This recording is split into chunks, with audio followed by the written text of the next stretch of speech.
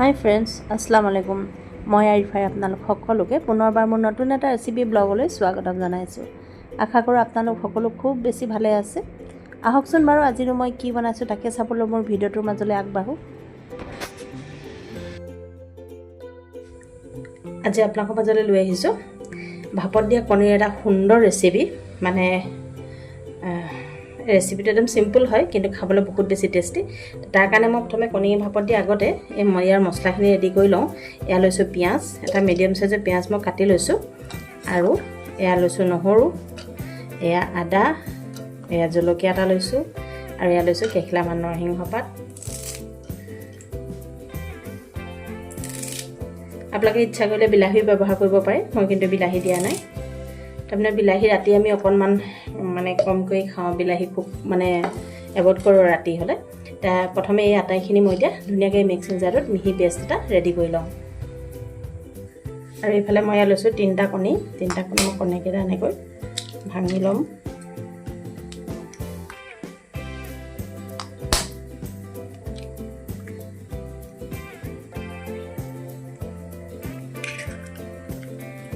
এটা মই লোকেল লৈছোঁ, আৰু এতিয়া ইয়াতে দি দিম অকণমান জালুকৰ গুড়ি,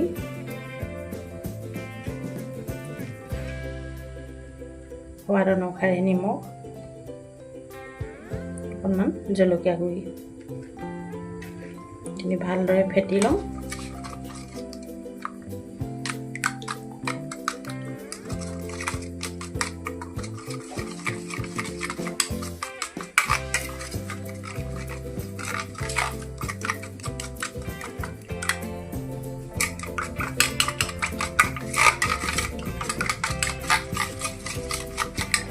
এইখিনি ফেটি লোৱা হৈ গৈছে। এতিয়া মই গেছতে এখন কেৰাহী পাতি দিছোঁ, আৰু ইয়াতে দি দিছোঁ পানী অকণমান।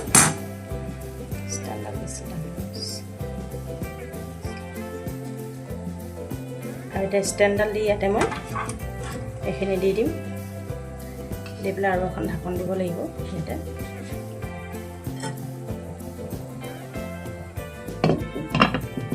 আৰু এইটো ধুনীয়াকৈ মই একদম ভাপতে সিজিবলৈ দিম কণীখিনি।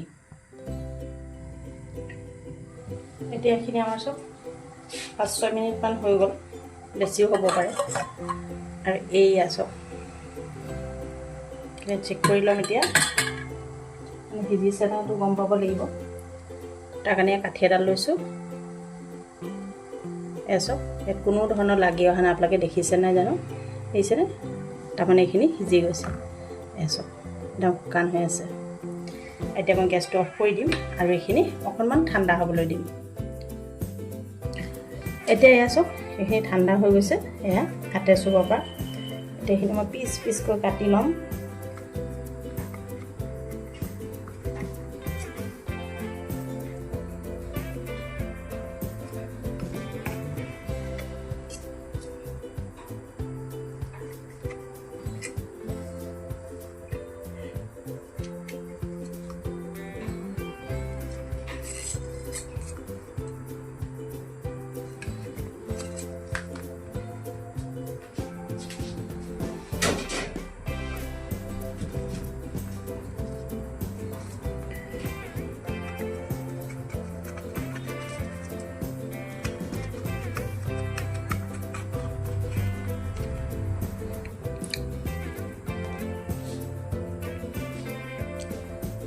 এয়া চব পিচটোত কি ধুনীয়া দিছেনে?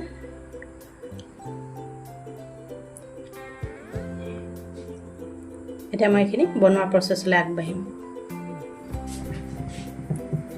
এতিয়া মই এইখিনি বনাবৰ কাৰণে গেছতে এখন কেৰাহী বহুৱাই দিলোঁ, আৰু ইয়াতে দি দিছোঁ মিঠাতেল। তেলখিনি গৰম হৈ গৈছে, আৰু যি মই মিক্সিত মাৰি থৈছিলোঁ মছলাখিনি ইয়াতে মই দি দিম।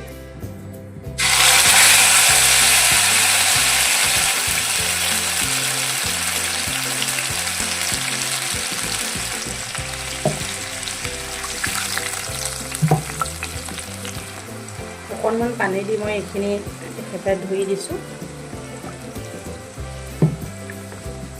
আৰু এতিয়া ইয়াতে দি দিম মই সোৱাদ অনুসাৰে নিমখ।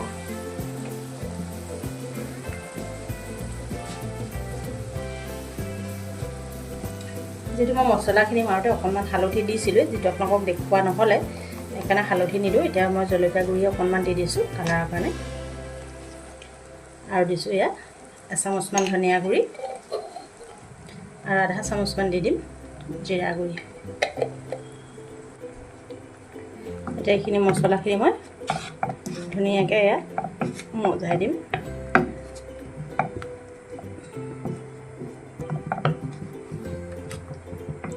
আৰু এইখিনি মই ঢাকন লগাই 2 মিনিটমান ভালদৰে উতলিবলৈ দিম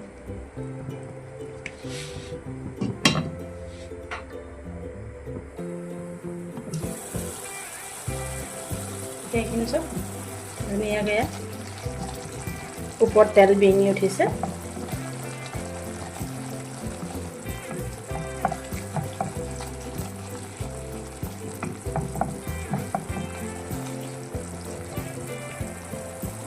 আৰু এতিয়া মই ইয়াতে দি দিম মই পিচ কৰি থোৱা কণী কেইডোখৰ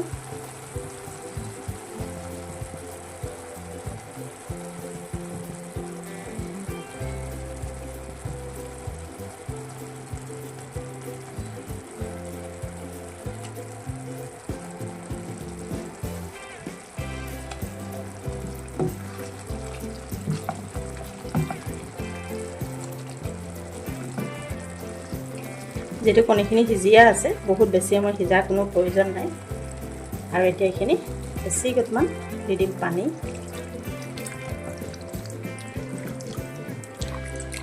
আৰু এইখিনিতে মই ভালকৈ উতলিবলৈ দিম প্ৰায় 5 মিনিটমান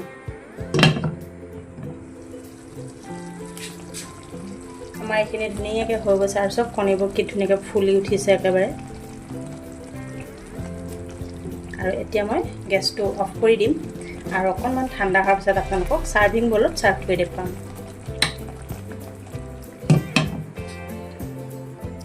এয়া এতিয়া আমাৰ একদম কম সময়তে আৰু একদম মানে সুস্বাদুকৈ বনোৱা এই কণীৰ এই ৰেচিপিটো ৰেডি হৈ গৈছে ভাপত দিয়া কণী আৰু এটা কথা ক'বলৈ থাকি গ'ল মই কণীখিনি ভাপত দিওঁতে বাতিটোত অকণমান তেল লগাই ল'বলৈ পাহৰি গ'লোঁ আপোনালোকে কণী ভাপত দিয়াৰ আগতে অকণমান তেল সানি ল'ব তেতিয়া মানে লাগি নধৰে আৰু এই ৰেচিপিটো আপোনালোকে গৰম গৰম ভাত ৰুটি পৰঠা পুৰি চবৰ লগতে পৰিৱেশন কৰিব পাৰে খাবলৈ যে ইমানেই বেছি টেষ্টি হয় আৰু এনেকৈ ভাপত দি অকল আপোনালোকে এনেকৈ ফ্ৰাই কৰি অকণ চাহৰ লগত খাই দিব পাৰে মানে খাব পাৰে আৰু নাস্তা হিচাপে খুবেই বেছি ভাল লাগে খাই পেলাই তেতিয়াহ'লে কণী এই ৰেচিপিটো এটি নিশ্চয় ট্ৰাই কৰি চাবচোন